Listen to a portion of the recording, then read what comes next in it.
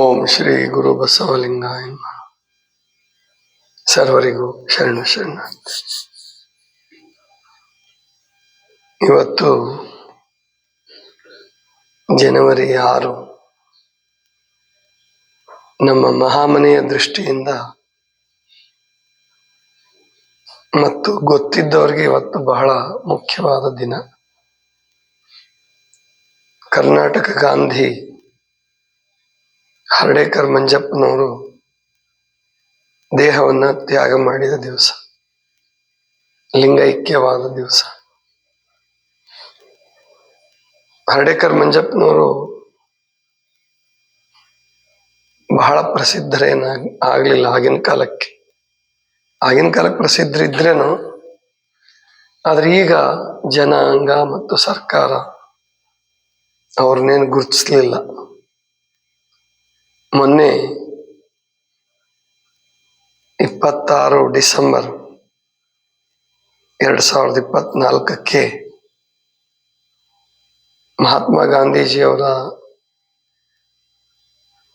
ಕಾಂಗ್ರೆಸ್ ಅಧಿವೇಶನ ಬೆಳಗಾವದಲ್ಲಿ ನಡೆದಿತ್ತು. ಅದಕ್ಕೆ ಗಾಂಧೀಜಿಯವರೇ ಅಧ್ಯಕ್ಷರಾಗಿದ್ದರು. ಅದೇ ಮೊದಲು ಗಾಂಧೀಜಿ ಅಧ್ಯಕ್ಷರಾಗಿದ್ದು, ಅದೇ ಕೊನೆಯದು ಅಂತ ಕಾಣುತ್ತೆ. ಒಂದೇ ಸಾರಿ ಅವರು ಅಧ್ಯಕ್ಷರಾಗಿದ್ದು, ಅದು ಕರ್ನಾಟಕದ ಬೆಳಗಾವಿಯಲ್ಲಿ. ಆವಾಗ ಮಂಜಪ್ಪನವರು ಗಾಂಧೀಜಿಯವರಿಗೆ ಬಸವ ತತ್ವವನ್ನು ಪರಿಚಯ ಮಾಡಿಕೊಟ್ರು. ಅಷ್ಟೇ ಅಲ್ಲ, ಬೇರೆಲ್ಲೂ ವ್ಯವಸ್ಥೆ ಆಗಲಾರದಷ್ಟು ಅಚ್ಚುಕಟ್ಟಾಗಿ ದಾಸೋಹದ ವ್ಯವಸ್ಥೆ, ಅಂದರೆ ಶಿಸ್ತಾಗಿ ಊಟ ನೀಡೋದು, ಚೆಲ್ಲಲಾರ್ದಂಗೆ ಊಟ ಮಾಡೋದು, ಅದನ್ನ ಮಂಜಪ್ಪನವರು ನಡೆಸ್ಕೊಟ್ಟಿದ್ರು. ಅವ್ರ ಜೊತೆಗೆ ಇನ್ನೊಬ್ರು ಇದ್ರು, ನಾಸು ಹರ್ಡೇಕರ್ ಅಂತ ಹೇಳಿ. ಇಬ್ರು ಸೇರಿ ಮಾಡಿದ್ರು.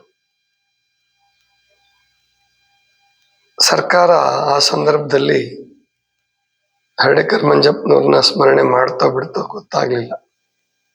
ಅದು ರೇಡಿಯೋದಲ್ಲಾಗ್ಲಿ ಪೇಪರ್ನಲ್ಲಾಗ್ಲಿ ಬಂದಂಗೆ ಕಾಣಲಿಲ್ಲ. ಆದರೆ ನಾವು ಸ್ಮರಣೆ ಮಾಡಬೇಕು. ಯಾಕೆ ಅಂದ್ರೆ, ನಿಮ್ಮೆಲ್ಲರ ಕೈಗೆ ಒಂದು ಪುಸ್ತಕ ಕೊಟ್ಟಿದ್ದೀವಿ ಅಡ್ಮಿಷನ್ ಆದ ಕೂಡ್ಲೇನೆ, ಆರೋಗ್ಯ ಜೀವನ ಅಂತ ಹೇಳ್ಬಿಟ್ಟು.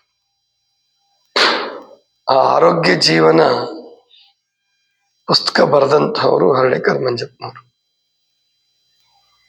ಏನಿದೆ ಅದರಲ್ಲಿ? ಆರೋಗ್ಯ ಜೀವನದ ಮಹತ್ವ ಇದೆ. ಅಷ್ಟೇ ಅಲ್ಲ, ಆ ಪುಸ್ತಕದ ಉತ್ತರಾರ್ಧದಲ್ಲಿ, ಅಂದ್ರೆ ಕೊನೆ ಭಾಗದಲ್ಲಿ, ಲಂಘನ ಚಿಕಿತ್ಸೆ ಅಂತ ಒಂದು ಅಧ್ಯಾಯ ಮಾಡಿಲ್ಲ ಅವರು. ಸುಮ್ಮನೆ ಪ್ಯಾರ ತರ ಅಥವಾ 1, 2, 3 ಹಿಂಗೇನ ಕೊಟ್ಕೊಂಡು ಹೋಗಿದ್ದಾರೆ. ಅದರಲ್ಲಿ ಲಂಘನ ಚಿಕಿತ್ಸೆಯ ಮಹತ್ವ ಅಂತ ಏನೋ ಒಂದು ಕೊಡ್ತಾರೆ.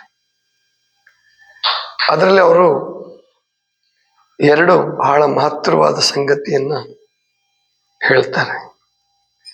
ಒಂದು, ಲಂಘನ ಚಿಕಿತ್ಸೆ ಅಂದ್ರೆ ಉಪವಾಸ ಚಿಕಿತ್ಸೆ ಮಾಡಿದಂತಹ ಬೇರೆಯವ್ರದ್ದು ಉದಾಹರಣೆ ಕೊಡ್ತಾರೆ. ಅದರಲ್ಲಿ ಒಬ್ಬ ಡಾಕ್ಟರ್ ಟೈನರ್ ಅಂತ ಹೇಳಿ ಅವತ್ತಿನ ಕಾಲಕ್ಕೆ 15 ದಿನಗಳ ಕಾಲ ನೀರು ಕುಡಿಲಾರದೆ ಉಪವಾಸ ಮಾಡ್ತಾರೆ ಕೆಲವರು. ಹಿಮಾಲಯದ ಕೆಲವು ಭಾಗದಲ್ಲಿ ತಪಸ್ವಿಗಳು ಆ ರೀತಿ ಮಾಡ್ತಾರೆ. ಇವನು ಡಾಕ್ಟರ್ ಟೈನರ್ 15 ದಿನಗಳ ಕಾಲ ನೀರು ಕುಡಿಲಿಲ್ಲ. 25 ದಿನಗಳ ಕಾಲ ನೀರಿನ ಮೇಲೆ ಉಪವಾಸ ಮಾಡ್ತಾನೆ. ಅಂದ್ರೆ ಒಟ್ಟು 40 ದಿನಗಳ ಕಾಲ ಉಪವಾಸ ಮಾಡ್ತಾನೆ. ಆವಾಗ ಯಾವುದೋ ಒಂದು ಓಡುವ ಸ್ಪರ್ಧೆಯಲ್ಲಿ ಅವನೇ ಮೊದಲನೇ ಸ್ಥಾನ ಪಡ್ಕೊಂತಾನೆ. ಅದನ್ನ ಹರ್ಡೇಕರ್ ಮಂಜಪ್ಪನವರು ಆರೋಗ್ಯ ಜೀವನ ಪುಸ್ತಕದಲ್ಲಿ ಬರೆದಿದ್ದಾರೆ. ಜೊತೆಗೆ ಇನ್ನೊಂದು ಮಹತ್ತರವಾದ ಸಂಗತಿ ಅವ್ರೇನ್ ಹೇಳಿದ್ದಾರೆ ಅಂದ್ರೆ, ಸುಮಾರು ಒಂದು 8-10 ಜನ ಡಾಕ್ಟರ್ದು, ಅವರೆಲ್ಲ ಅಲೋಪತಿ ಡಾಕ್ಟ್ರು, ಅವರುಗಳು ಈ ಅಲೋಪತಿ ಮೆಡಿಸಿನ್ ನಿಂದ ಏನಾಗುತ್ತೆ, ಮುಂದೆ ತೊಂದರೆ ಏನ್ ಜನರಿಗೆ ತೊಂದರೆ ಆಗ್ತಾ ಇದೆ, ಮುಂದೆ ಏನ್ ತೊಂದರೆ ಆಗುತ್ತೆ ಅನ್ನೋದ್ರ ಬಗ್ಗೆ ಅವರು ಅಧಿಕೃತವಾಗಿ ಸ್ಪಷ್ಟವಾಗಿ ಮಾತನಾಡಿದ್ದಾರೆ. ಅವರೆಲ್ಲರೂ ಡಾಕ್ಟರ್ಗಳೇ, ಇನ್ಯಾರ ಮಾತಾಡೋದು ಮುಖ್ಯ ಅಲ್ಲ. ನಾನು ಅಲೋಪತಿ ಬಗ್ಗೆ ಮಾತಾಡೋದು ಮುಖ್ಯ ಅಲ್ಲ, ಯಾಕಂದ್ರೆ ನಾನು ಅದನ್ನ ಸಮಗ್ರವಾಗಿ ಅಧ್ಯಯನ ಮಾಡಿಲ್ಲ. ಇವರು ಅಧ್ಯಯನ ಮಾಡಿದಂಥವರು ತುಂಬಾ ಚೆನ್ನಾಗಿ ಅದನ್ನ ವಿವರಣೆ ಮಾಡ್ತಾರೆ. ಮತ್ತು ಒಂದೊಂದೇ ವಾಕ್ಯದಲ್ಲಿ, ಎರಡೆರಡೇ ವಾಕ್ಯದಲ್ಲಿ, ಅದರಲ್ಲೂ ಅದರಿಂದ ಆಗ್ತಕ್ಕಂಥ ಕೆಟ್ಟ ಪರಿಣಾಮದ ಬಗ್ಗೆ, ಪಾರ್ಶ್ವ ಪರಿಣಾಮದ ಬಗ್ಗೆ ತುಂಬಾ ಚೆನ್ನಾಗಿ ಹೇಳಿದ್ದಾರೆ. ಇದರಿಂದ ಏನಾಯ್ತಪ್ಪ ಅಂತಂದ್ರೆ, ನನಗೆ ಮೊದಲೇ ಅಲೋಪತಿ ಮೆಡಿಸಿನ್ ಬಗ್ಗೆ ಒಲವಿರ್ಲಿಲ್ಲ. ಅನಿವಾರ್ಯವಾಗಿ ತಗೊಳ್ತಿದ್ದೆ ನಾನು ಕೂಡ ಮೊದಲು. ಅಂದ್ರೆ ಸುಮಾರು 26, 27, 28 ವರ್ಷಗಳ ಹಿಂದೆ ತಗೊಳ್ತಿದ್ದೆ. ಯಾವಾಗ ಅದು ಸಿಕ್ತೋ, ಅಂದ್ರೆ ಅದ್ರ ಬಗ್ಗೆ ತಿಳ್ಕೊಂಡು ಆವಾಗ ಅದನ್ನ ಬಿಡ್ಲೇಬೇಕು ಅಂತ ನಿಶ್ಚಯ ಮಾಡಿದೆ. ಒಂದು, ಆಶ್ರಮ ಮಾಡಬೇಕು ಅನ್ನೋ ಉದ್ದೇಶ ನನಗಿರ್ಲಿಲ್ಲ. ಸುಮ್ಮನೆ ಎಲ್ಲ ಒಂದ್ ಕಡೆ ಇದ್ದು ಹೋಗ್ಬಿಡೋಣ, ಅಂದ್ರೆ ಸಾಧನೆ ಮಾಡ್ಬಿಡೋಣ ಸಾಕು. ಆಶ್ರಮ ಕಟ್ಟೋದು, ಮಹಾಮನೆ ಕಟ್ಟೋದು ಅವೆಲ್ಲ ಕಷ್ಟದ ಕೆಲಸ ಅನ್ನುವ ಭಾವನೆನೇ ಇತ್ತು ನನಗೆ. ಸುಮಾರು 2002 ಇಸ್ವಿವರೆಗೂ ಅದೇ ಇತ್ತು. ಯಾವಾಗ ಮಂಜಪ್ಪನವರದ್ದು ಆರೋಗ್ಯ ಜೀವನ ಪುಸ್ತಕ ಸಮಗ್ರವಾಗಿ ಅಧ್ಯಯನ ಮಾಡಿದೆ, ಮತ್ತೆ ಇನ್ನೂ ಕೆಲವ್ರದ್ದೆಲ್ಲ ಸಾಹಿತ್ಯವನ್ನು ಅಧ್ಯಯನ ಮಾಡಿದೆ, ಅವಾಗ ಅನ್ನಿಸ್ತು, ಇಲ್ಲ, ಈ ಪದ್ಧತಿಗೋಸ್ಕರನೇ ಒಂದು ಆಶ್ರಮ ಮಾಡಬೇಕು, ಈ ಪದ್ಧತಿಯನ್ನು ಜನರಿಗೆ ಕಲಿಸ್ಬೇಕು. ಇದು ಒಂದು ಧರ್ಮವೇ, ಆರೋಗ್ಯ ಧರ್ಮ ಇದು. ಆದ್ರಿಂದ ಆಶ್ರಮ ಮಾಡಬೇಕು ಅಂತ ನಿಶ್ಚಯ ಮಾಡಿದೆ. ಅದು ಇಲ್ಲಿ ತನಕ ನಡ್ಕೊಂಡು ಬಂದಿದೆ, ಇಲ್ಲಿವರೆಗೆ ನಮ್ಮನ್ನ ಮುಟ್ಟಿಸಿದೆ. 21 ವರ್ಷ ಆಯ್ತು. ಅಂದ್ರೆ ಈ ಏಪ್ರಿಲ್ ತಿಂಗಳು ಬಂದ್ರೆ ನಾನು ಈ ಜಾಗ ಬಂದು, ಅಂದ್ರೆ ಮನಗುಂಡಿಗೆ ಬಂದು ಆಶ್ರಮ ಕಟ್ಟಬೇಕು ಅಂತ ನಿರ್ಣಯ ಮಾಡಿ 21 ವರ್ಷ ಆಯ್ತು. 2005ರಲ್ಲಿ ಈ ಭಾಗ, ಅಂದ್ರೆ ಇಷ್ಟು ಮತ್ತೆ ಈ ಆಫೀಸು ಇಷ್ಟೇ ಪಕ್ಕದಿರ್ಲಿಲ್ಲ. 9 ತಿಂಗಳಲ್ಲಿ ಇದನ್ನ ಕಟ್ಟಿ ಉದ್ಘಾಟನೆ ಮಾಡಿದ್ವಿ. ಅಂದ್ರೆ ಹರ್ಡೇಕರ್ ಮಂಜಪ್ಪನವ್ರ ಪುಸ್ತಕ ಪ್ರೇರಣೆ ಆಯ್ತು, ಅವ್ರ ವಿಚಾರಧಾರೆಗಳು ಮತ್ತು ಅವ್ರ ಆರೋಗ್ಯಕ್ಕೆ ಕೊಟ್ಟ ಕಾಳಜಿ. ಅಂದ್ರೆ ಧರ್ಮದ ಬಗ್ಗೆನೂ ಅವ್ರು ಅರ್ತಿದ್ರು. ಅವ್ರೊಂದು ಮಾತು ಹೇಳ್ತಾರೆ, ಆರೋಗ್ಯನೇ ಚೆನ್ನಾಗಿಲ್ದೆ ಹೋದ್ರೆ ನೀನ್ ಧರ್ಮ ತಗೊಂಡು ಏನ್ ಮಾಡ್ತೀಯ? ಆರೋಗ್ಯ ಎಲ್ಲದಕ್ಕಿಂತ ಮುಖ್ಯ. ಶರೀರ ಚೆನ್ನಾಗಿದ್ರೆ ಏನ್ ಬೇಕಾದ್ರೂ ಸಾಧಿಸ್ಬೋದು. ಆದ್ರಿಂದ ಪ್ರಥಮ ಆದ್ಯತೆಯನ್ನ ಇದಕ್ಕೆ ಕೊಡಿ, ಪ್ರಥಮ ಆದ್ಯತೆ ಆಗ್ಬೇಕು ಆರೋಗ್ಯ, ಸ್ಪಷ್ಟವಾಗಿ ಹೇಳ್ತಾರೆ ಅದನ್ನ. ಇದರಿಂದ ನನಗೆ ತುಂಬಾ ಪ್ರೇರಣೆ ಆಯ್ತು. ಯಾಕಂದ್ರೆ ನಾನು ಮೊದಲು ಈ ತ್ಯಾಗ ಮಾರ್ಗಕ್ಕೆ, ಸನ್ಯಾಸ ಮಾರ್ಗಕ್ಕೆ ಬರುವಾಗ ಆರೋಗ್ಯವನ್ನೇ ಪ್ರಧಾನವಾಗಿ ಇಟ್ಕೊಂಡು ಬಂದಿರಲಿಲ್ಲ. ಬಸವಣ್ಣನವರ ತತ್ವಗಳು ಮತ್ತು ಅನುಷ್ಠಾನ, ಪೂಜೆ, ಧ್ಯಾನ ಇದ್ರ ಕಡೆಗೆ ಲಕ್ಷ್ಯ ಇತ್ತು.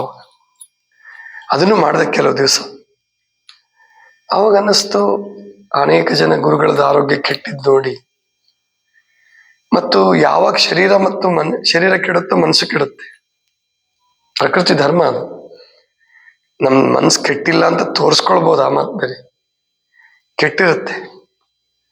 ಶರೀರ ಮನಸ್ಸು ಕೆಡಿಸ್ಕೊಂಡು ನೆಪ ಮಾತ್ರಕ್ಕೆ ಧರ್ಮ ಹೇಳೋದ್ರಲ್ಲಿ ಅರ್ಥ ಇಲ್ಲ ಅಂತ ನನ್ಗೆ ಗೊತ್ತಾಯ್ತು. ಆದ್ರಿಂದ ನನ್ನ ಆರೋಗ್ಯವನ್ನು ಸರಿಪಡಿಸ್ಕೋಬೇಕು, ಸಮಾಜದ ಆರೋಗ್ಯವನ್ನು ಸರಿಪಡಿಸ್ಬೇಕು. ಯಾರು ನನ್ನ ಹತ್ರ ಬರ್ತಾರೆ, ಯಾರು ಹುಡ್ಕೊಂಡು ಬರ್ತಾರೆ, ಅವ್ರಿಗೆ ಇದನ್ನೇ ಹೇಳಬೇಕು ಅಂತ ಹೇಳಿ ಮೊದಲನೇ ಆದ್ಯತೆಯನ್ನ ಆರೋಗ್ಯದ ವಿಷಯಕ್ಕೆ ಕೊಟ್ಟು, ಧರ್ಮ ಮತ್ತು ಆರೋಗ್ಯ ಎರಡು ಒಟ್ಟೊಟ್ಟಿಗೆ ನಡೆಯುತ್ತೆ. ಈಗ ನೋಡಿ, ಈಗ ಪ್ರಾರ್ಥನೆ ಮಾಡಿದ್ವಲ್ಲ, ಬೆಳಗ್ಗೆ ಬೇಗ ಎದ್ವಿ, 5 ಗಂಟೆಗೆ ಎದ್ವಿ, ಧರ್ಮವೂ ಅದೇ ಹೇಳತ್ತೆ. ಬಹಳ ಜನ ಗುರುಗಳನ್ನ ಬಿಟ್ಬಿಟ್ಟಿದ್ದಾರೆ, ಆ ಮಾತು ಬೇರೆ. ಬಸವಣ್ಣನ ವಚನ ಹೇಳುತ್ತೆ ಅದನ್ನು, ಸುಪ್ರಭಾತ ಸಮಯದಲ್ಲಿ ಅರ್ತಿಯಲ್ಲಿ ಲಿಂಗವ ನೆನೆದಡೆ ತಪ್ಪು ಅಪಮೃತ್ಯು ಕಾಲ ಕರ್ಮಂಗಳಯ್ಯ. ಇದನ್ನು ಹೇಳಿದ್ದಾರೆ. ಬೆಳಿಗ್ಗೆ ಬೇಗ ಹೇಳೋದು ಧರ್ಮ, ಪೂಜೆ ಮಾಡೋದು, ಪ್ರಾರ್ಥನೆ ಮಾಡೋದು ಧರ್ಮ. ಯೋಗ ಮಾಡ್ತೀವಲ್ಲ, ಆರೋಗ್ಯ ಶುರು ಅಲ್ಲಿಂದ. ಅಲ್ಲಿಗೆ ಅರ್ಥ, ಧರ್ಮ ಮತ್ತು ಆರೋಗ್ಯ ಒಂದನ್ನು ಬಿಟ್ಟು ಒಂದಿಲ್ಲ.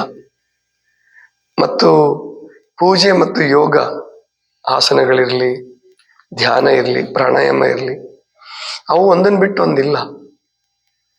ಧರ್ಮ ಇನ್ನು ಬೇಕಾದ್ರೆ ಕೆಲವು ಜನರನ್ನು ಪ್ರತ್ಯೇಕಿಸ್ಬೋದು.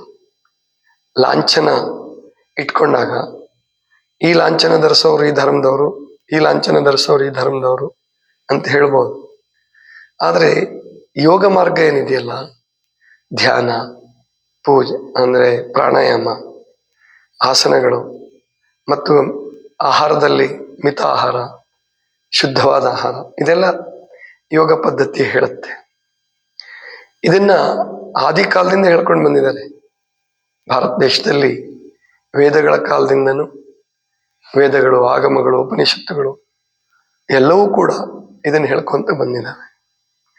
ಅಲ್ಲಿ ಏನು ವ್ಯತ್ಯಾಸ ಆಯಿತು, ಲಾಂಛನಗಳು ಬಂದಾಗ ಇವರು ಈ ಲಾಂಛನ ಧರಿಸಿದವ್ರು ಮಾತ್ರ ಇಂಥವ್ರು ಅಂತ ಏನು ಬಂತಲ್ಲ, ಆವಾಗ ಧರ್ಮಗಳು, ಜಾತಿಗಳು, ಜಾತಿ, ಧರ್ಮ, ಕುಲ, ಗೋತ್ರ ಇವೆಲ್ಲ ಹುಟ್ಕೊಂಡು ಇವುಗಳಿಂದ ಗಲಾಟೆಗಳು, ಹೊಡೆದಾಟಗಳು, ಬಡದಾಟಗಳಾಗಬಹುದು.